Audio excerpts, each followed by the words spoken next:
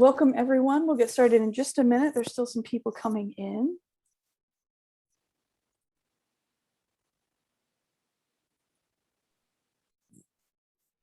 All right, there we go. All right, so welcome everyone. My name is Shelby Lamar. I use they, them pronouns, and I'm the Assistant Director of the Preparing Future Faculty program here at Claremont Graduate University. The program is focused on teaching graduate students in all academic fields to be inclusive and equity-focused professors for their students. Today, I will be co-hosting this webinar, Transforming the Classroom, Teaching Strategies that Support Transgender, Non-Binary, and Gender Non-Conforming Students with Kay Lamar. As you might have noticed, we do share the same last name, and that is because we are married. So Kay, do you want to say a few words about yourself? Sure, yeah, absolutely. So first, I just wanted to say, hi, everyone. It's really great to be here, and thank you all for having me today. I am a full-time faculty member in the psychology department at Pasadena City College, and in addition to teaching like research methods and statistics there, I also advise our student group that helps support members of the LGBTQ+ community, which is called the Queer Alliance, at least at PCC. And in addition to that, I'm also the advisor for the Psychology Club and our National Honor Society in Psychology, Psi Beta. So again, thank you all for having me here. I'm excited to talk with you about this topic. Thanks. We also have Shamini Dias here, who is the director of the program. Shamini, I don't know if you want to say hi. Oh, you're muted. After a year, I'm still doing that. Hi, everyone. Welcome. Making time for this very important topic. I'm very glad to see all of you here. I direct the Preparing Future faculty and work closely with the program and work closely with Shelby. I'll leave you to get on with it, and I look forward to this topic and the conversation that we're going to have. Great. All right, so let's get started. So before we talk about our agenda today, I just wanted to go over a couple of like netiquette rules, which I'm sure we're all used to. As Shamini mentioned, it's been a year since we've started this. So just in case, if everyone could please mute yourselves unless you're talking so that we can minimize background noises and disruptions, that would be awesome. However, we do want to hear from you. So if at any point you have a question or a comment that you'd like to make, feel free to unmute yourself and jump right in. That would be great too. You could also type into the chat. We love hearing from you, and we'll try to keep our eyes on the chat as we go throughout today. And then finally, I don't know about you all, but I always love seeing the reaction buttons when I teach. So if you're like me and you like to use those emojis, feel free to throw them out there. I love seeing them. And so feel free to interact with us throughout our conversation today. Now, yeah. Oh, sorry, I was just going to say, we also have turned the transcript on. So if you would like to see the transcript or the captioning at the bottom, you can click that button and turn it on if you would like to see that as well. Cool. So today we have 4 questions that we're going to answer through our presentation. First, we're going to talk about the importance of affirmation, inclusion, visibility, and advocacy, particularly for members of the LGBTQ+ community. Then we're going to talk about some strategies that people can implement in their classes before the semester even starts, during the first week of class, and then some strategies that we can implement on an ongoing basis throughout the semester. So again, we're excited to be here, and let's go ahead and get started. All right, so before we jump into strategies, I just want to take a minute and have everyone think about what it might be like to be an LGBTQ+ student going into college. So how might the college experience be beneficial to these students specifically? So just take a second. Let us know in the chat what you think. Like, why would college be especially beneficial to these students in that situation? Just throw your thoughts into the chat, or you can unmute yourself if you prefer to speak.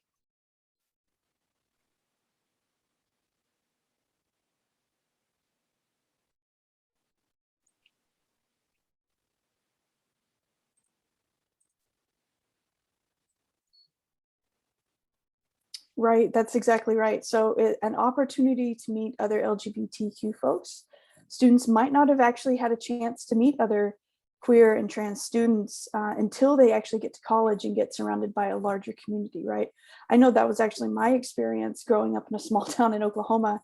I didn't have the opportunity to meet anyone until I went to college.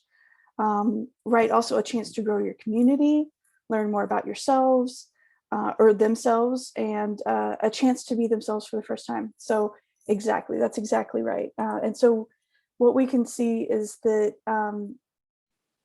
students that are entering college for the first time, especially queer and trans students, this might be the first time they actually have support, advocacy, community, and the opportunity to explore their identities. And for many students, college might be the only place that they can be themselves, depending on their situation at home or their surrounding community, because a lot of students actually will travel to go to different colleges away from where they live. So part of that is it's our responsibility as educators to ensure that those students feel included and welcomed on our campuses and in our classrooms. So I have one more question for context. So what percentage of freshman students do you think identify as part of the LGBTQ+ community? So again, you can throw that in chat or just speak out loud. And that's what percentage of freshman students do you think identify as part of the LGBTQ+ community? All right, we have 10%, 30%, right, so pretty close. So over the last 5 years or so, many colleges have seen an increase in freshman students who identify as LGBTQ. The usual percentage that is cited for the overall population of the United States in general is around 10%. However, some colleges are seeing rates much higher than that now. So as you can see from the slide, colleges like Yale have reported an increase in the number of students each year that are being that belong to the LGBTQ community. So in 2016, it was 15%, 2017, it was 21%, 2018, it was 23%. And so you can see that the numbers are just continuing to grow.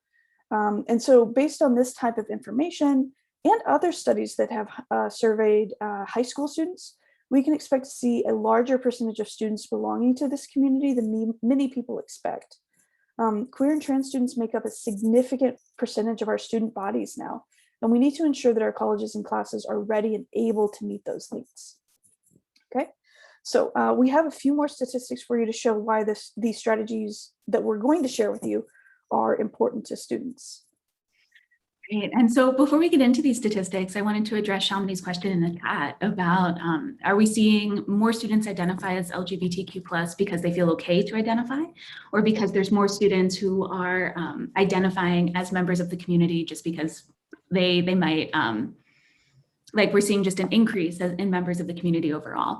And I think it likely could be a combination of the two. And that's a really good question that like researchers could kind of try to disaggregate the data and figure out what's going on there.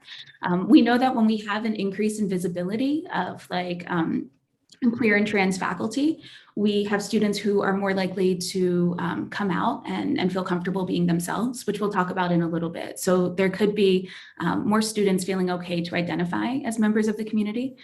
But we also see visibility in our overall like culture within the United States too, and globally as well. And so that increased visibility can give students the ability to kind of see that there's something beyond being heterosexual or being cisgender, and just questioning your own sexual orientation or gender identity can lead to that growth and exploration and identification within the community as well. That's a good question. Yeah.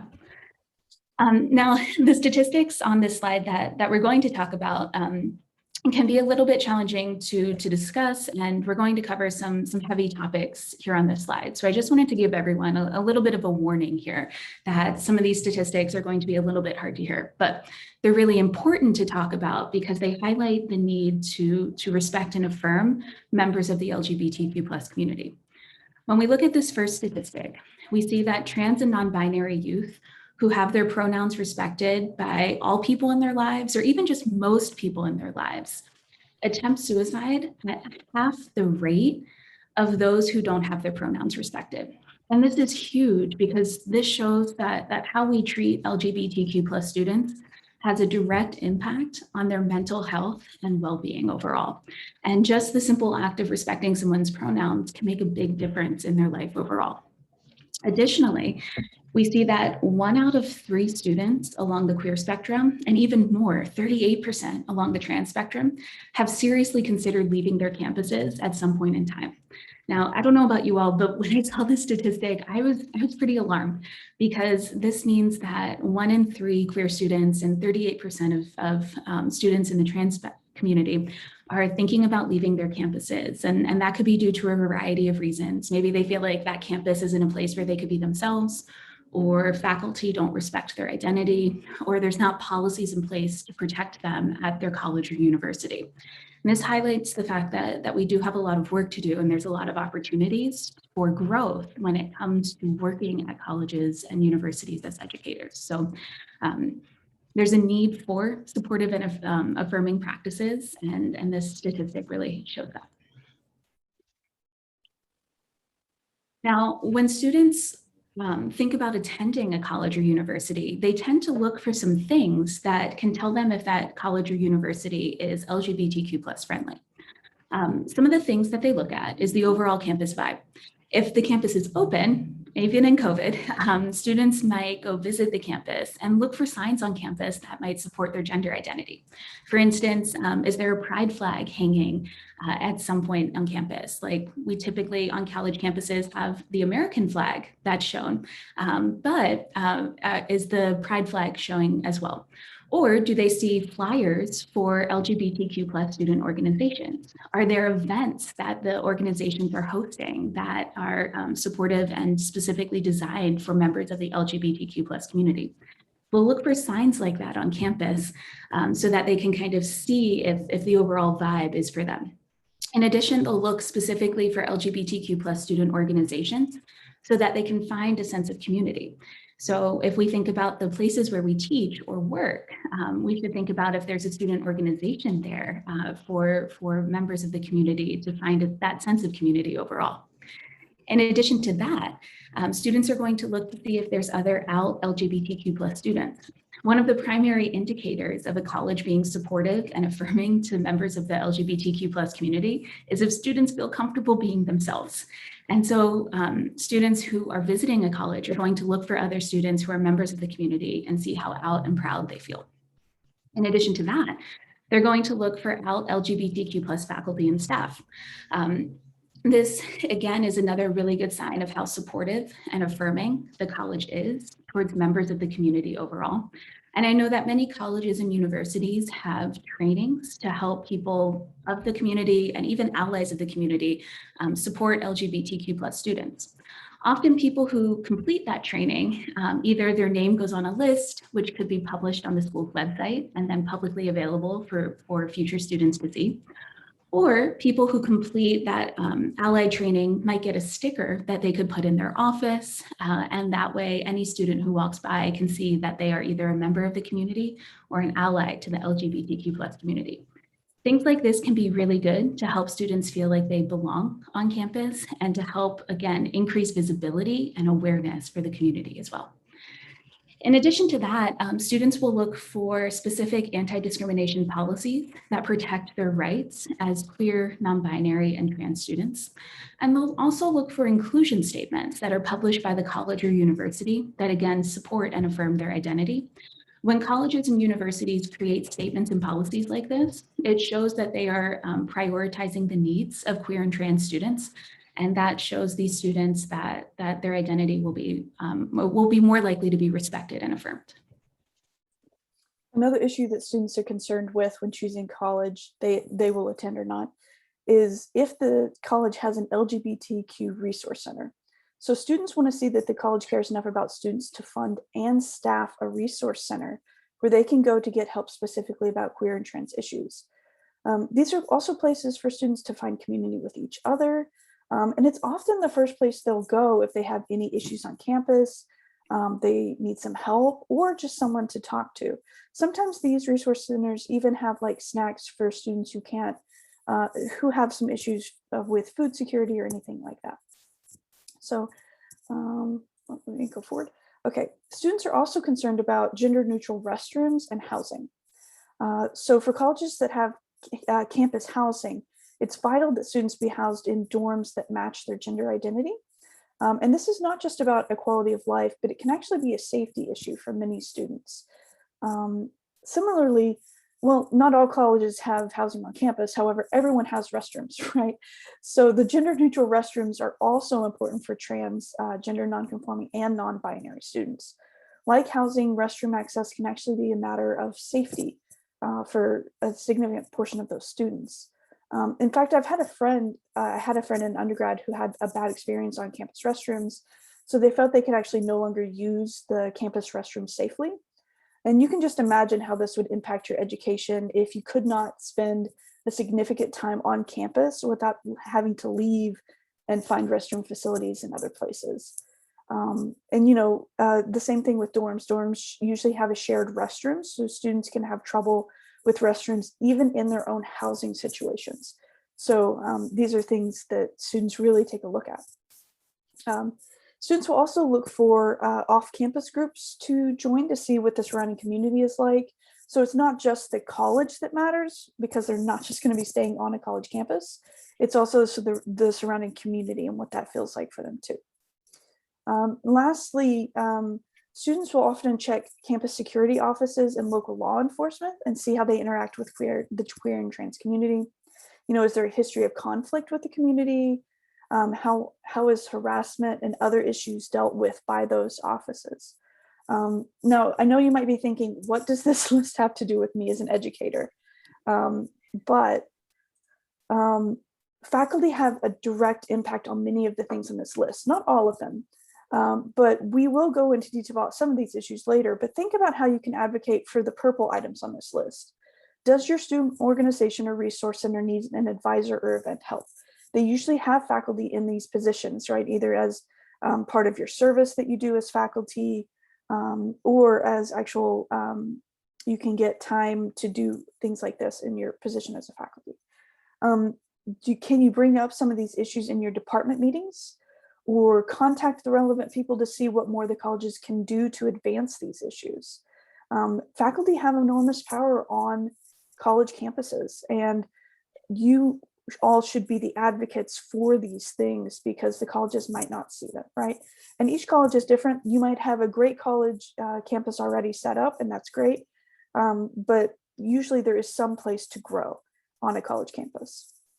So now let's get into some strategies that you can use to address these issues and help queer and trans students in your classes. Now, we know that when we set up a course, or even when we prepare for a semester as staff and administrators, we often start our planning well before the semester even begins. So first, let's talk about some things that we can do before the semester starts to help create an inclusive and welcoming environment for all students. The first thing that we can do is add our pronouns to our signatures in public-facing communication platforms. For instance, we can include our pronouns on our email signature, on Zoom, and also in our syllabi. The syllabus in courses is usually like one of the first things that students see. And so if you include your pronoun on that shows them that you are kind of normalizing pronoun usage overall. Also, when we include our pronouns on all of these platforms, it does increase visibility of pronoun usage and raise awareness for the need to just normalize pronoun usage for everyone. It's also good, if you can, to include a link to mypronouns.org. So that way, for instance, if you include your pronouns in your email and then include mypronouns.org as a link right after that, people can click on that link and understand why it's important to include pronouns on our signatures. Now, another thing that we can do to help support trans and non-binary students is to choose an OER textbook. And I know this might be a little bit, you might be thinking like, why would that be important? But OER textbooks, or open educational resources, are free for students to access. And we know that queer, trans, and non-binary students are disproportionately likely to face financial insecurity, especially while going through college. And so anything that we can do as educators to help reduce the cost of education can be one less obstacle or hurdle that students face when they attend school. So having a free textbook is one of the ways that we can reduce the cost of education and can be a really beneficial resource for the LGBTQ+ students that we have. Now, when we have an OER textbook though, or really literally any textbook, it's important to not just choose a textbook, scan through it, make sure it covers the topics we want, and then assign it in our class. I mean, that's something we should do. But in addition to making sure that the topics that we would like to cover are discussed in the textbook, it's also important to screen the textbook for inclusivity. We should look at the textbook to see if diverse authors and research studies are represented in the textbook. If there's people from different communities who are used in examples in the textbook. And we should also make sure that the textbook is not evoking any negative stereotypes against one community or another. Now, when it comes specifically to the LGBTQ+ community, it's important that textbooks are, again, not evoking any negative stereotypes, bringing in examples of people who identify within the LGBTQ+ community, and also are inclusive with pronoun usage within these examples as well. So screening the textbook for inclusivity is a really good step whenever we assign any textbook. But if we can assign an OER and screen it for inclusivity, that would be a best practice. Now, one more thing that we can do before the semester starts is notify students about name change resources at their college or university. For instance, a couple of weeks before the semester begins, faculty could send an email out to students on their roster to let them know how they could change their name within the college, the college system and also the learning management system, so that on the first day of class, the name that appears on the roster reflects their true identity overall. If we are staff and administrators at a college, we could also notify students by sending a campus-wide email a couple of weeks before the start of the semester that gives them that information as well.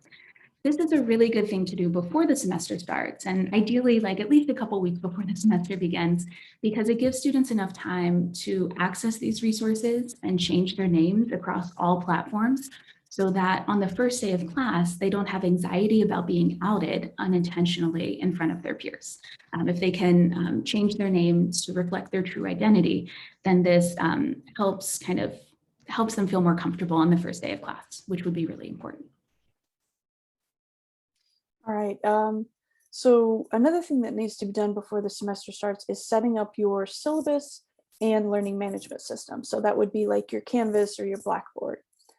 So something you should consider is adding a section in your syllabus, or you can also put it as a page or module in your LMS, that students will see when they click through your course, and that, so you could add a section that basically says, gives them information that they will need as they start college, especially as freshmen. So this would include information that they might not be aware of, because sometimes, our websites in colleges aren't great, or they just don't know what to look for. So you should include links and information about the Queer Resource Center, if there is one on campus, any club students can join. You can also include resources for things that impact queer and trans students, like academic resources they might need, like writing centers. And this is just good practice in general for all of your students. If there's any resources for food or housing, mental health services. And another thing that you might want to add to your syllabus, especially once we get back onto campus, is the location of the nearest gender neutral restroom to your class. Students might not know where these restrooms are if they are on campus, and this can really save them time and also show that you're aware of their situations. Besides those resources, you should also include a statement that will set the tone and environment for your class for the whole semester. Usually having a short diversity statement that affirms LGBTQ students, and explicit confirmation that you will not tolerate prejudice, microaggressions, and things like that are really important. And this isn't just for LGBTQ students. It should also cover issues like racism, sexism, things like that, and really make it clear where you stand as a faculty member in your classes, so that students know that it's going to be a good learning environment for them. It really sets it up for the rest of the semester. It's also good to have at least 1 or 2 lines, either in that diversity statement or somewhere on your syllabus, about how you're going to ensure that pronouns are respected.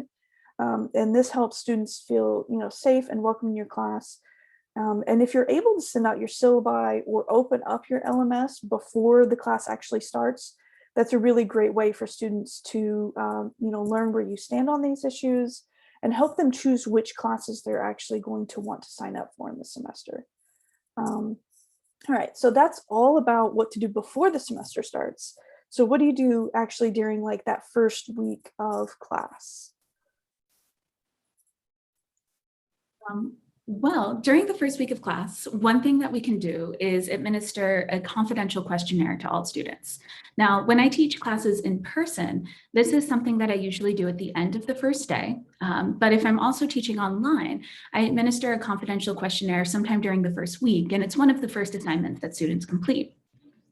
In this questionnaire, I ask a variety of questions, and we can ask questions like, what are you hoping to get out of this class?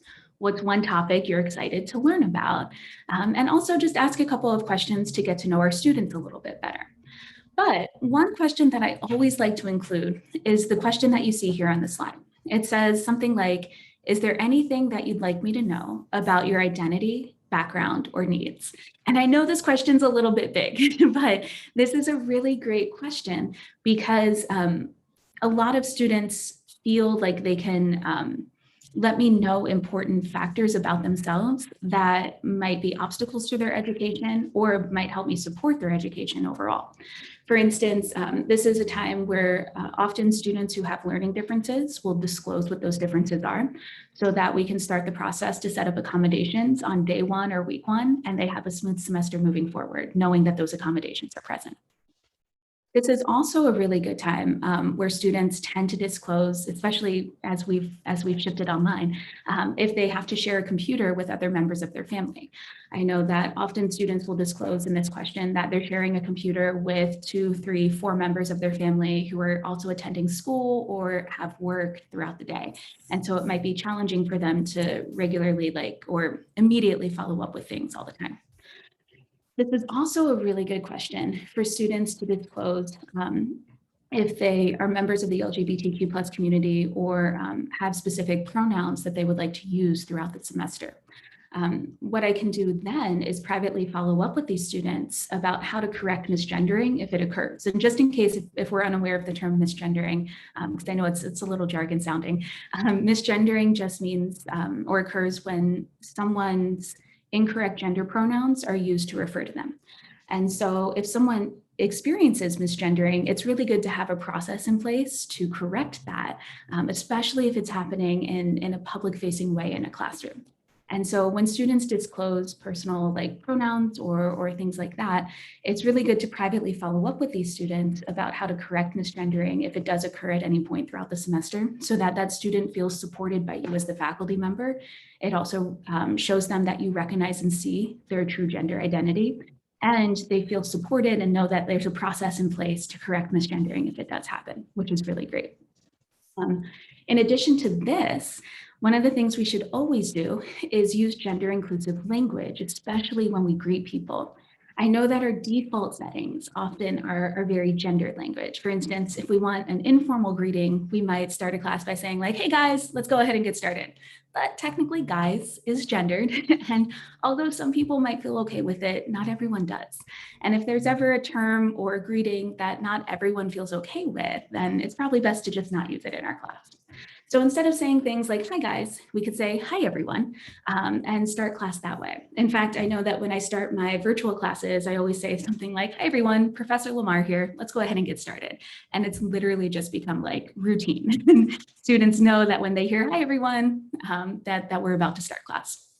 Now, another thing that we might say that often is really gendered is saying something like, good morning, ladies and gentlemen. When we say something like ladies and gentlemen, it reinforces a gender binary, which doesn't support the identity of many queer and non-binary students. And also by saying good morning, ladies and gentlemen, it's not an inclusive greeting overall. Sometimes we might want to make that greeting more inclusive by saying something like good morning, ladies and gentlemen, and everyone else. But when we say something like that, it makes queer, trans, and non-binary students almost like the butt of a joke. Often people will use it in that joking way where they'll say, again, good morning, ladies and gentlemen, and everyone else. And that's really not supportive nor affirming to our students in the classroom. So instead of saying something like that, we should create more inclusive and open greetings like good morning, folks, or again, good morning, everyone, to greet our students in the classroom so that we're not reinforcing a gender binary, and also to make sure that we're not making queer, trans, and non-binary students a joke in the classroom. Another simple greeting is how are y'all? So that one is another one that we could always use. Next, during the first week of class, it's important to request, but not require that students share their pronouns on the learning management system or on Zoom, if we use Zoom. Now, let's talk about why it's important to request this, but not always make it mandatory. If we request that students share their pronouns, those who feel comfortable can do so, and it normalizes pronoun usage again, which is great. However, we shouldn't require students to put their pronouns on Zoom because this can out students before they might be ready to come out. It can force trans students and non-binary students to either out themselves by putting their pronouns in their LMS signature or on Zoom, or it could force them to put their incorrect pronouns on these things and kind of closet themselves. And we wouldn't want either situation to happen in our classes. So it's important to request these things, but not make them mandatory in our classes. And then finally, if you're a member of the LGBTQ plus community, it's important to be openly and proudly out if you can. I know that not all colleges and universities are always welcoming and supportive and affirming to members of the community, but if you can be open and proudly out, you would then be a source of visibility for LGBTQ plus students.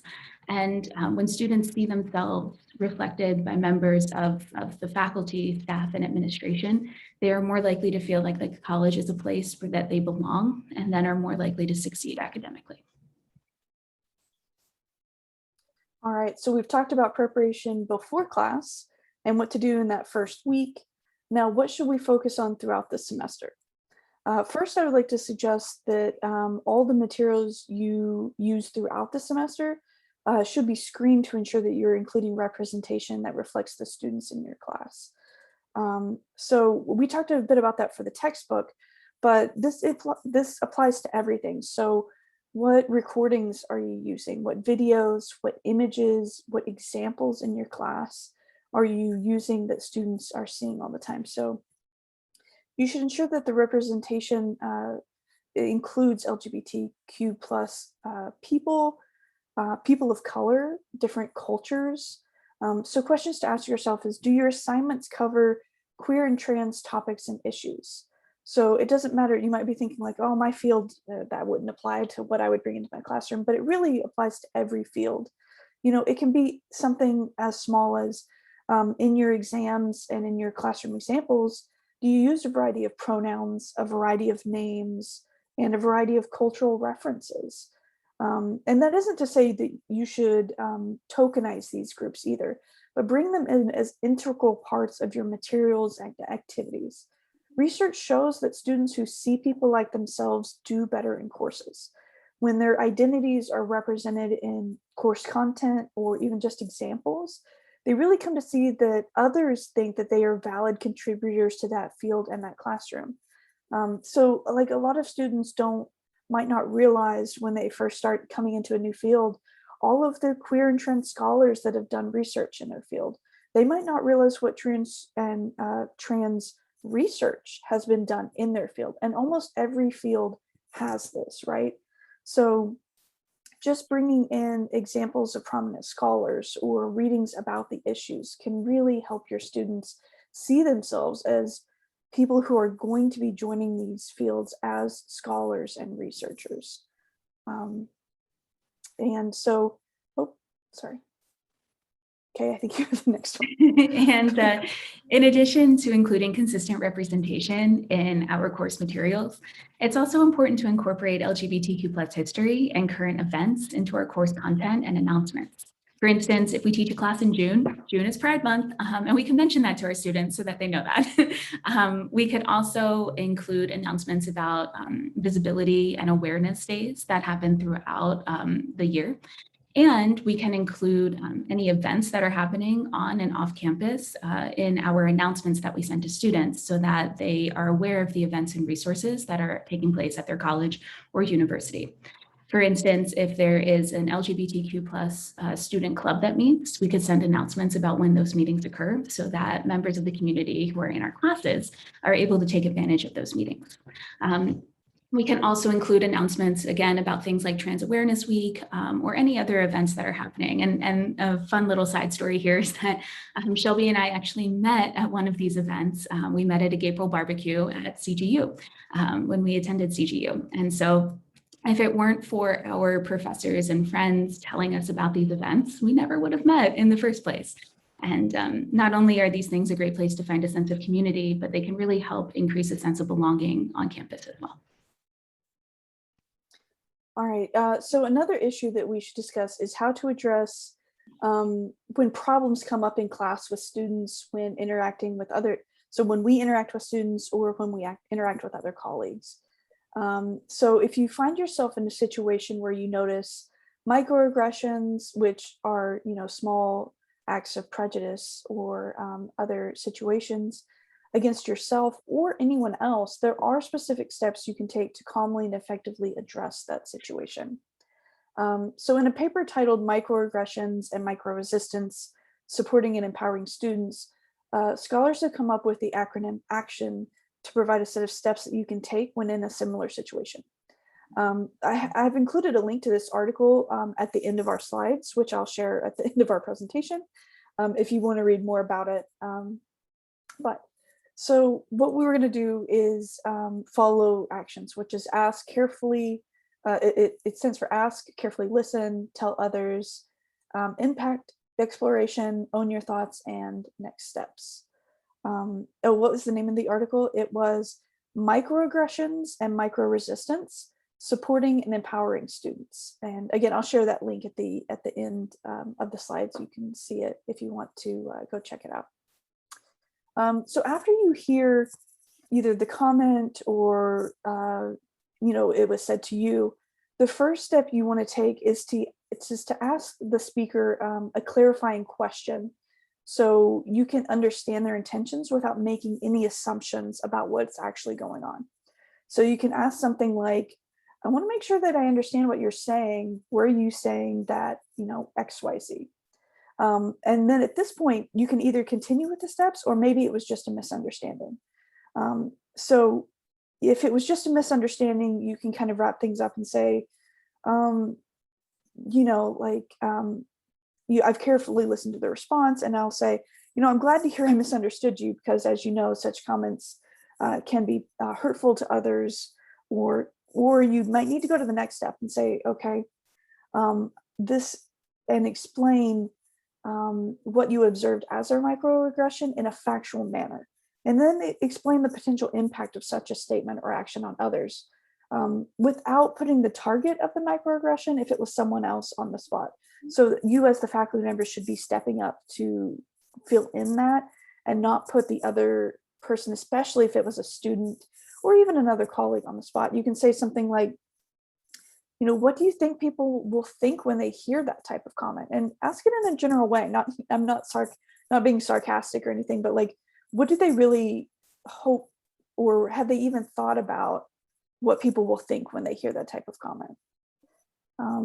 And this is supposed to be a conversation, right? You're supposed to try to get at the issues so that they, not only them, but everyone around them can see how this can be handled and make progress forward.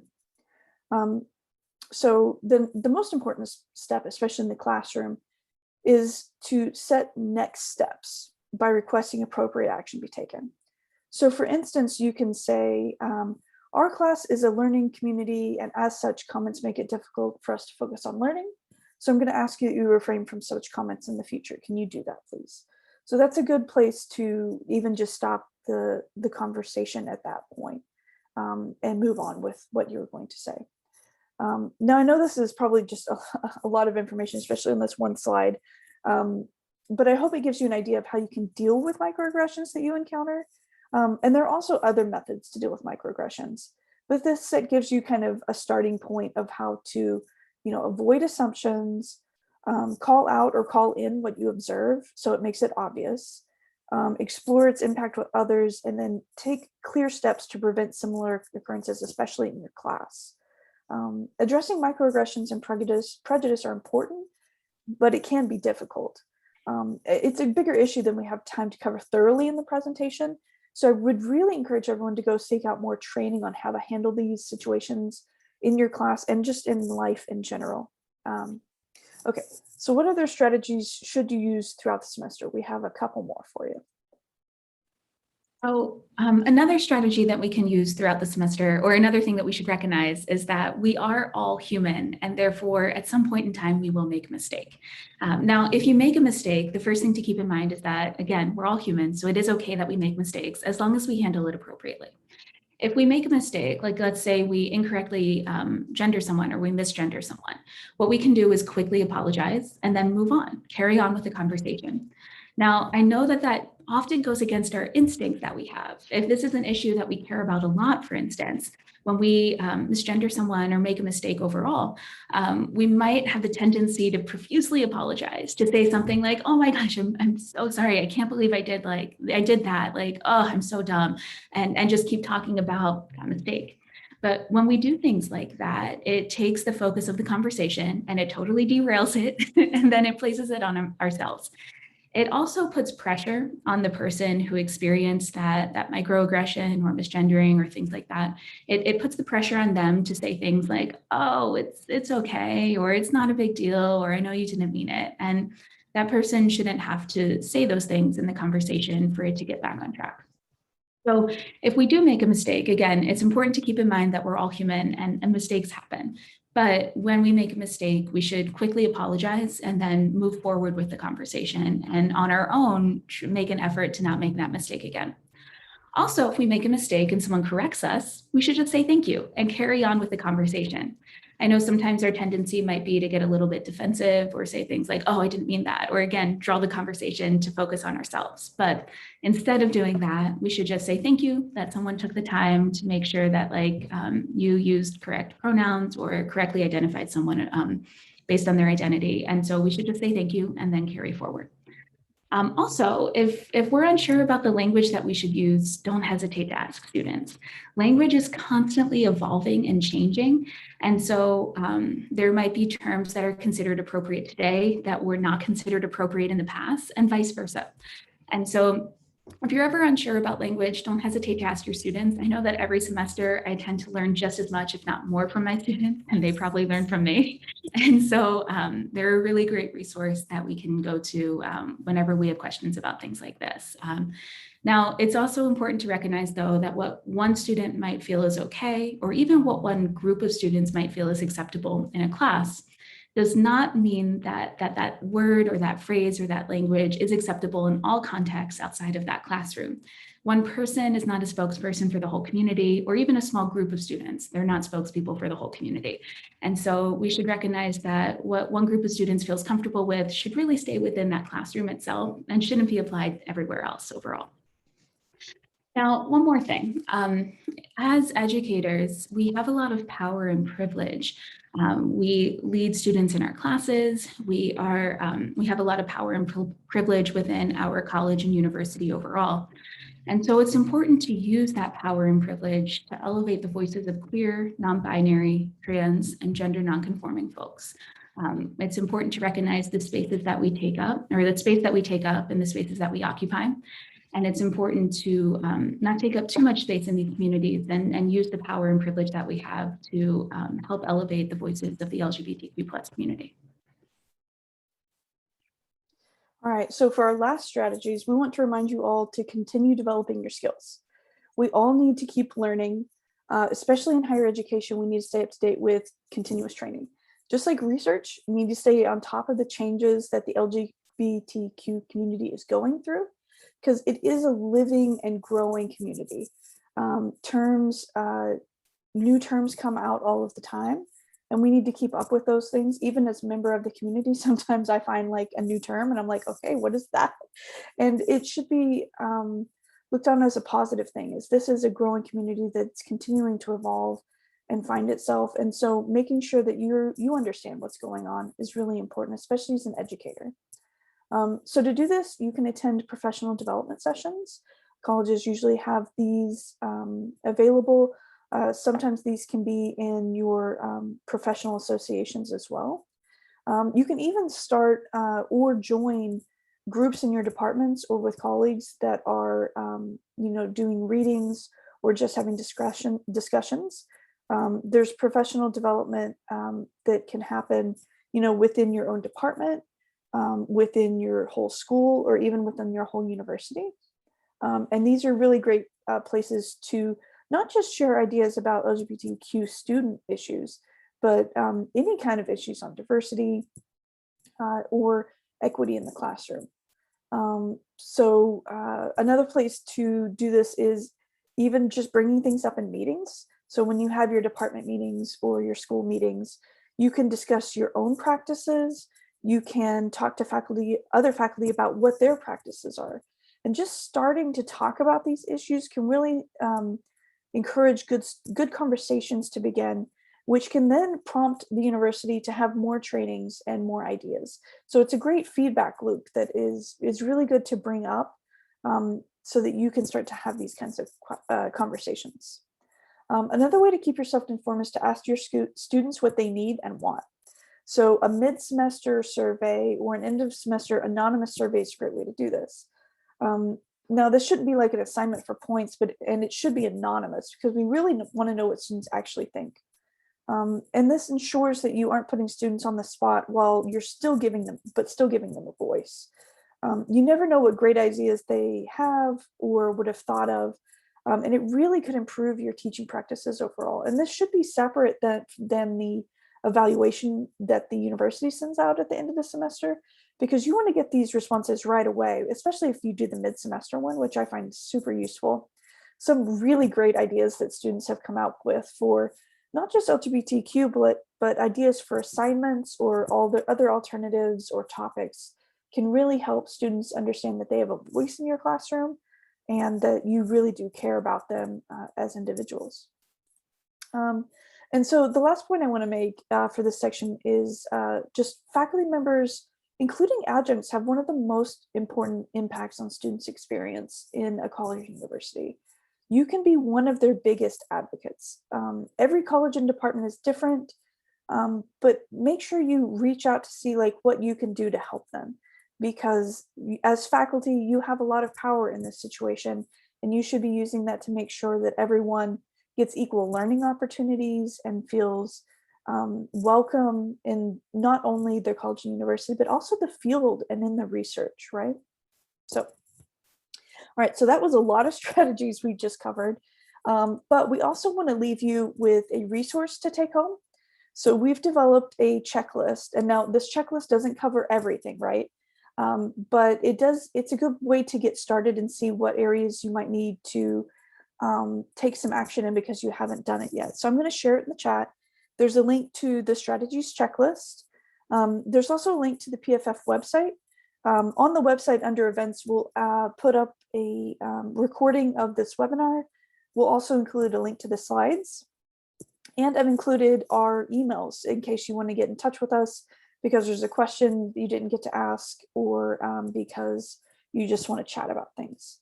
One last thing, I have a poll for you to take if you wouldn't mind taking that while we continue our discussion. So we still have plenty of time to talk about some things, but if you wouldn't mind just filling out our quick poll at the same time we're getting started with that, I would really appreciate it.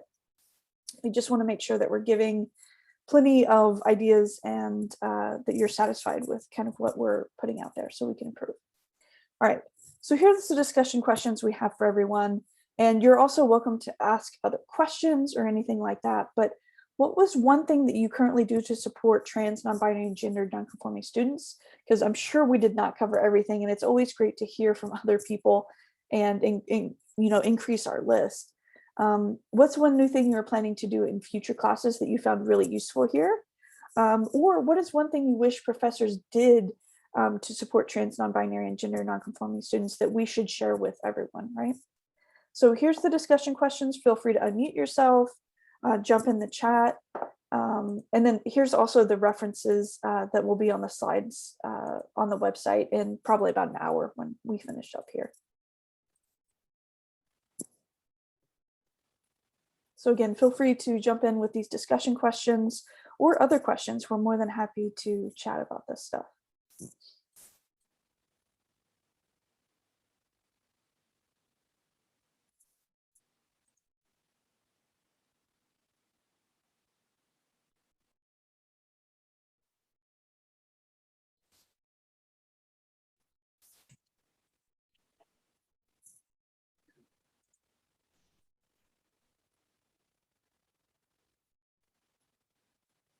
Oh, a link to the microaggressions article. Yes, I will pull that up. Absolutely.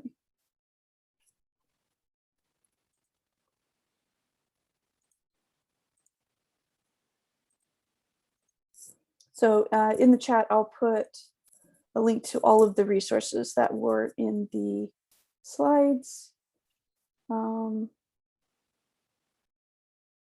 Yeah, and it's that last number 6 is that article.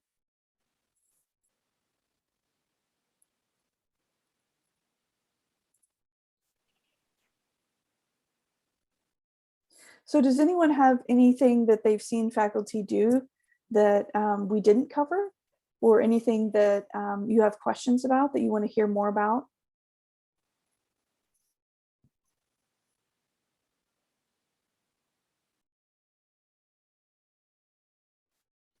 You know, I know I've talked a lot, but I can jump in because I know we didn't cover everything that we could today. And something I want to highlight that I think could be really useful that I've seen some colleagues do is in that first day of class or first week of class confidential questionnaire.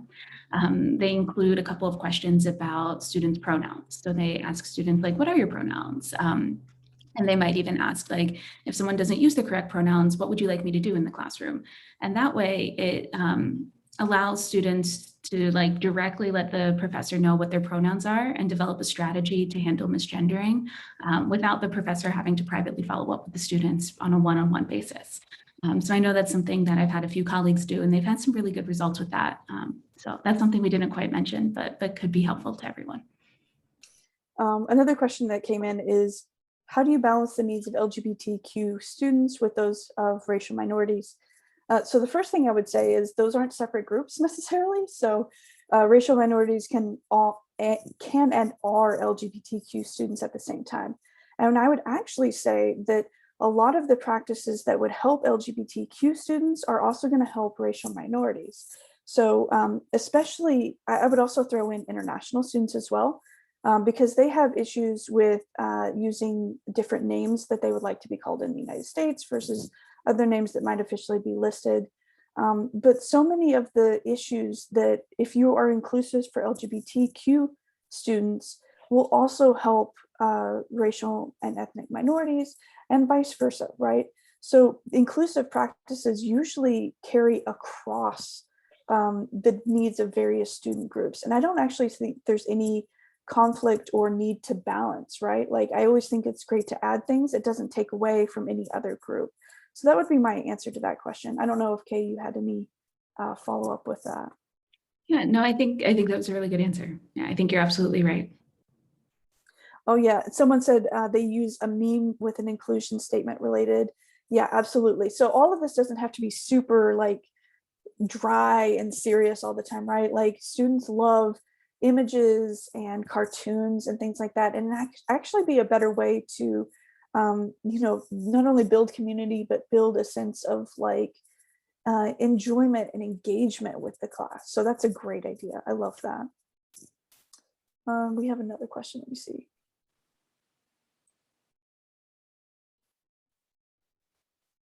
Great. I love to see that. So someone's working to have students and staff, presenters, volunteers share their pronouns, and that's great.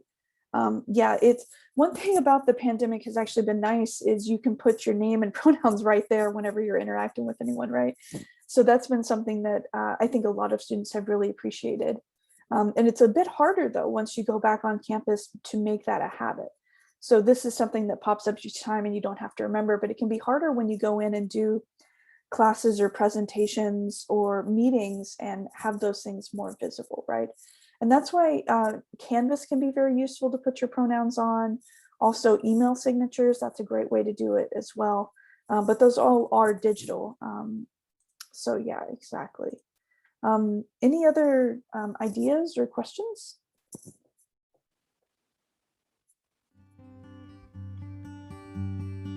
And let me actually turn off the recording in case anyone has questions that doesn't